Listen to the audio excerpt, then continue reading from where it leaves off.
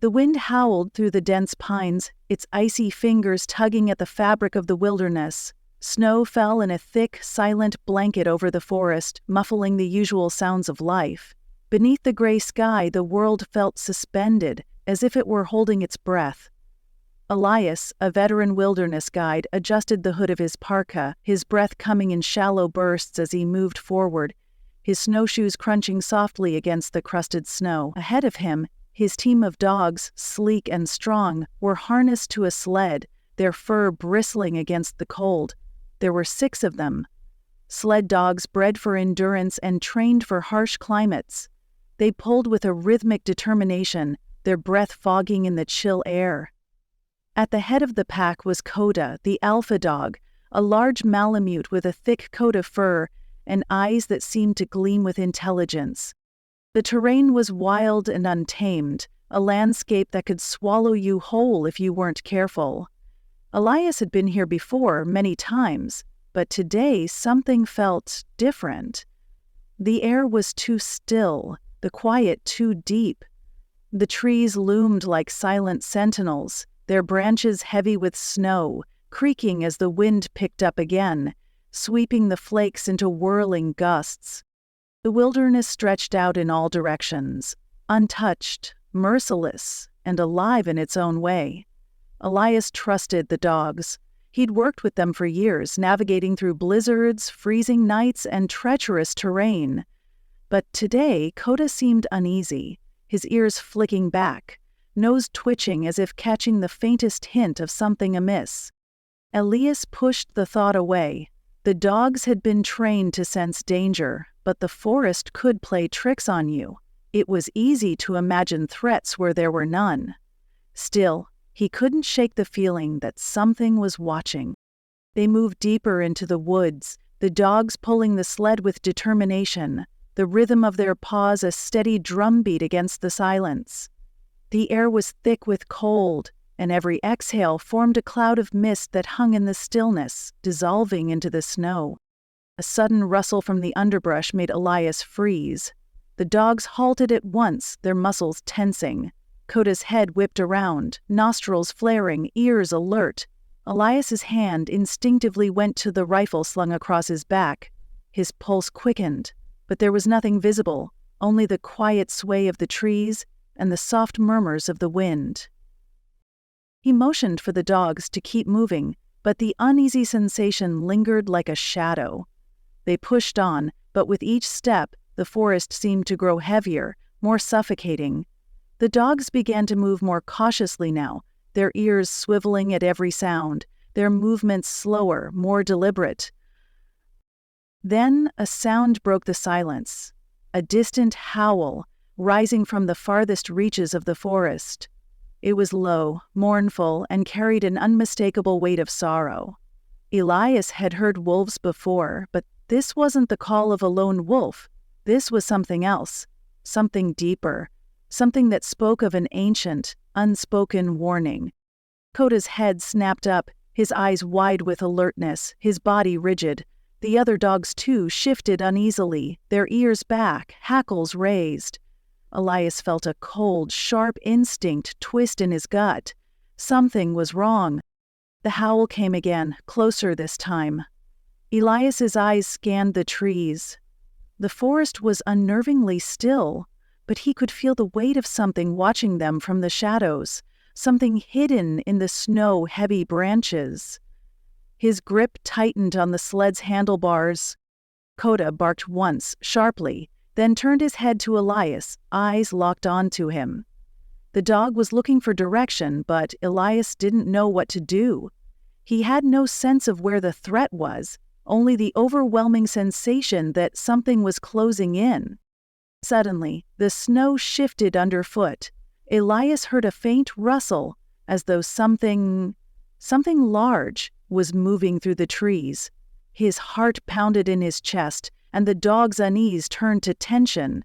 Their growls were low and growling now, rising steadily as the presence grew stronger. Elias slowly turned, his eyes searching the trees behind him. And then he saw it.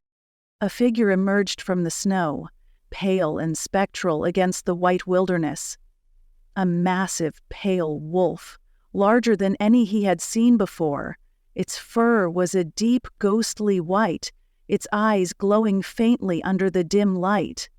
The wolf's stance was regal, its movements slow and deliberate, like it had all the time in the world. Elias's breath caught in his throat. The wolf didn't move like an ordinary predator. There was an eerie, almost unnatural calm about it. It was as if the creature were part of the landscape itself, an ancient spirit of the wilderness. Coda stepped forward, his growl rising in pitch.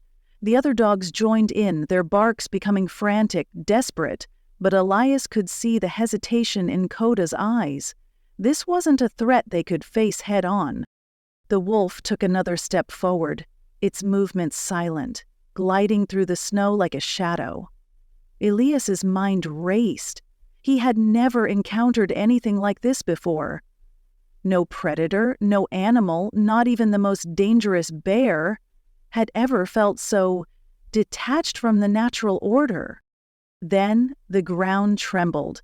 Elias's eyes snapped to the trees. A deep rumbling sound echoed from beyond the forest, a sound so low and distant it felt like the earth itself was groaning in response. The wolf's head tilted slightly, as though acknowledging the sound, before it turned and vanished into the shadows of the forest, its ghostly form disappearing as quickly as it had come. Elias stood frozen, his breath coming in ragged gasps. He looked back at Coda, who was still tense, eyes locked on the dark forest beyond. The dogs slowly relaxed, though their bodies were still taut, alert. For a long moment there was nothing but the wind, the snow, and the eerie silence that followed the wolf's departure. Then, as if by instinct, Coda gave a low, warning bark, his ears flicking back once more. Elias's heart leapt in his chest. There was something else coming. A shape emerged from the dark, moving faster than the first. This time, there was no mistaking the scent in the air, the primal presence that filled the forest. The wolves were closing in. But Elias wasn't alone. The dogs had sensed it first, their loyalty to him unshakable. They howled in unison, their voices rising to the heavens. The sound was a call, a challenge, an answer to the wolves. Elias pulled the sled's reins tight and gave the command. The dogs surged forward, their muscles rippling beneath their fur, moving with the precision of a well-trained pack. The forest, which had felt oppressive and still moments before, seemed to part before them, as if the wilderness itself was guiding them through the unknown. And in the distance, the first of the wolves howled again. This time, it was an answer, not a challenge. Elias and his team of dogs moved as one, racing through the snow-covered wilderness, driven by a bond deeper than the chill wind that surrounded them. They were not running from the wolves. They were running with them. The sled flew over the snow, the dogs' paws pounding the frozen earth beneath them, their breath clouding in the bitter air.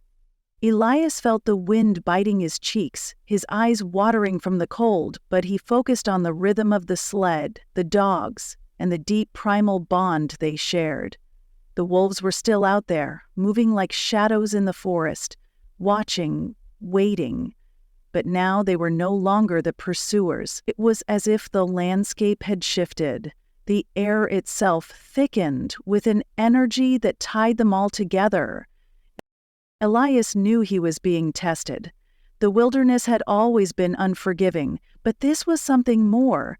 The wolves were ancient spirits of the land, as old as the trees and the snow itself, and Elias had crossed into their territory in a way he hadn't quite understood until now. He was no longer just a man in the wilderness. He was part of the wild, part of the untamed pulse that beat in the heart of the forest. The dogs seemed to sense it too. Coda led the pack, his large form slicing through the snow, the other dogs following without hesitation. The energy in the air was palpable, but their movements were calm, controlled. They had been raised for moments like this, trained to survive not just in the wild, but with it. Elias felt the bond between them like a tangible force, pulling them forward. But as the sled sped faster, the sensation of being watched intensified. It wasn't just the wolves anymore. The trees seemed to close in, the shadows beneath the snow stretching long and dark. Every crackling branch, every rustle in the underbrush felt like a breath, a whisper. Something waiting, moving with them. Then, without warning, a sharp cry broke the silence. It was the howl of a wolf, high and piercing, almost like a scream. Elias's heart skipped a beat. It wasn't the same low growl or haunting howl from before. This was different. This was an urgent call, desperate and wild. And then, in the distance, another howl answered, a fierce, primal sound that sent a shiver through Elias's spine. The wolves were closing in again, but this time there was no doubt. They were not following, they were herding. Koda's growls became louder, more frantic, and Elias's grip tightened on the sled's reins. He knew the dogs could sense it too. They had become part of this wild, living force, and they were not about to let it claim them. The trees ahead parted in a sudden burst of snow and mist, and for the briefest moment Elias saw them. Dozens of wolves, emerging from the shadows like phantoms. They were not the same wolves he had seen earlier, nor were they as solitary as he had imagined. These were part of something much larger, a pack with a leader at the center. The leader was larger than the rest, its fur gleaming silver in the dying light of the day. Its eyes were bright and fierce, glowing like embers. It watched them as the sled skidded to a stop, the dogs tugging at their harnesses, whining and growling in tension. Elias's mind raced.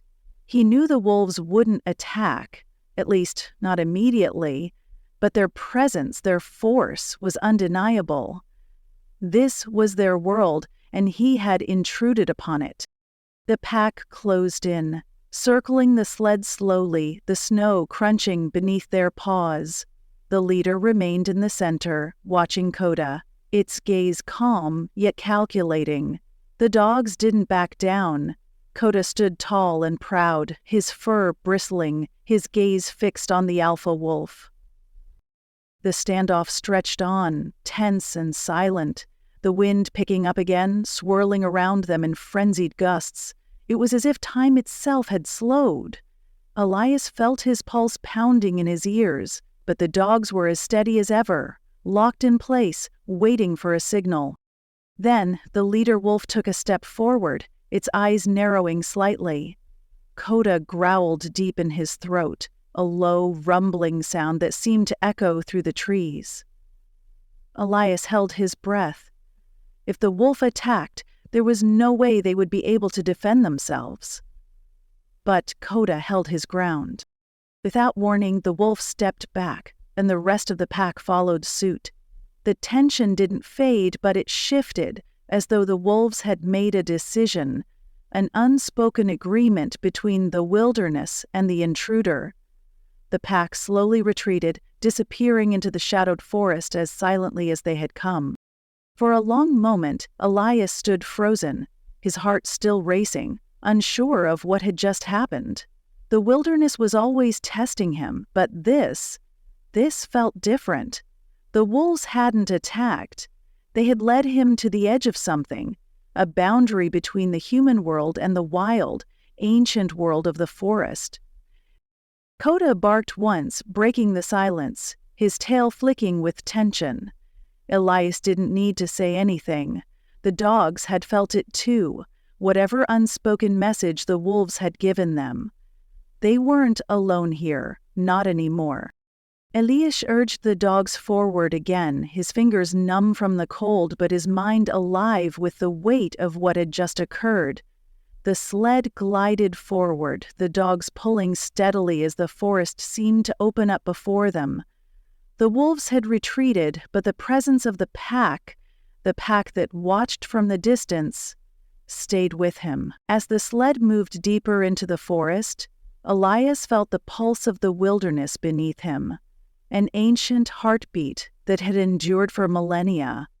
The trees whispered, the wind howled, and the snow covered everything in its pristine silence. But the wolves were not gone. They were still there, somewhere in the darkness, watching. And Elias understood now. He had crossed into their world, and they had recognized him, not as an enemy, but as a part of it. The wolves were guardians of the wilderness, and they had given him passage, not by choice, but by necessity. The wilderness had called to him, and he had answered. Now he was bound to it, just as much as the wolves were. The snow continued to fall in gentle, swirling patterns, the trees standing tall like sentinels. The world felt quieter now, as if the wolves' presence had cleansed the air of any lingering doubt. The sled moved forward, its path uncertain but its direction clear. The pack would follow from afar, watching, always watching. The sled moved steadily now, the dogs no longer growling or pulling with urgency, but rather trotting with a calm, measured pace. The tension of the past moments had faded, but the eerie sense of being observed lingered. The shadows of the forest stretched long across the snow, and Elias couldn't shake the feeling that the wolves were out there, following silently just beyond the trees, their eyes glinting in the dark like fireflies. The wind had calmed, leaving only the soft crunch of the sled's runners on the snow and the rhythmic panting of the dogs. Elias glanced over his shoulder, half expecting to see the glowing eyes of the pack, but the forest was quiet, save for the occasional rustle of branches. It was as if the wolves had vanished completely, blending seamlessly back into the land. But Elias knew better. He had been in the wilderness long enough to understand its rhythms, its subtle cues. The wolves were there, just hidden, just out of sight, like shadows moving in the periphery. The forest had a life of its own, a pulse, and now Elias was connected to it in a way he hadn't been before. He could feel the land itself moving around him, reacting to his presence, sensing his place in the natural order. The sled crested a small rise, and suddenly the landscape shifted. The dense forest began to thin, opening into a vast clearing where the ground was covered in deep snow, untouched and sparkling under the pale light of the setting sun. The air felt different here, brisker, cleaner, almost electric. Elias paused for a moment, looking around. It was beautiful, stark, and peaceful. Yet the silence was heavy. Something didn't feel right. He urged the dogs forward, the sled creaking as they began to move once more. The clearing stretched out before them like an endless white sea. As Elias pushed onward, his thoughts wandered to the pack. What did they want with him? Why had they spared him, and why had they led him into this empty expanse? And then he saw it. Something moving at the edge of the clearing where the forest began again. A flash of gray fur, sleek and low to the ground. Elias's heart skipped a beat. The wolves were still here, and they had no intention of leaving him alone. But this was different. The creature that had moved into view wasn't just a wolf. It was something else, something larger, its size more imposing than the others.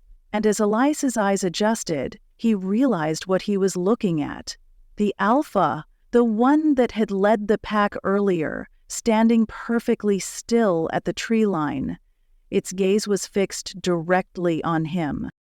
Elias' breath caught in his throat. The animal was still, almost statuesque, but there was an unmistakable air of intent about it. Its eyes were deep, piercing, and unreadable. The wind shifted slightly, and the air grew colder. The dogs noticed it too, their tails bristling as they slowed their pace. Coda, the leader of the sled team, let out a low growl, a sound so deep and resonant that it vibrated through the air. The alpha wolf's ears twitched, its gaze never leaving Elias. And then it moved, just a single step, then another, closing the gap between them. Elias instinctively pulled on the reins, urging the dogs to speed up, but the animals seemed rooted to the spot. They didn't move, frozen in place. Coda barked again, more urgently this time, but there was no answer from the alpha. The air was thick now with an invisible tension, the stillness so oppressive it felt like the world was holding its breath. Without warning, the alpha wolf turned, its movements fluid and graceful, and began to walk toward the center of the clearing. Elias's eyes widened in surprise. Why was it not attacking? Why wasn't it coming for them? The sled team remained still, as if waiting for a signal, and Elias held his breath. The alpha wolf paused in the center of the clearing, standing tall and proud, its back arched slightly. It was as if the wolf was waiting for something from Elias. Then the pack appeared again. This time, they emerged from the trees at a distance, one by one, their bodies sleek and lean against the backdrop of the forest.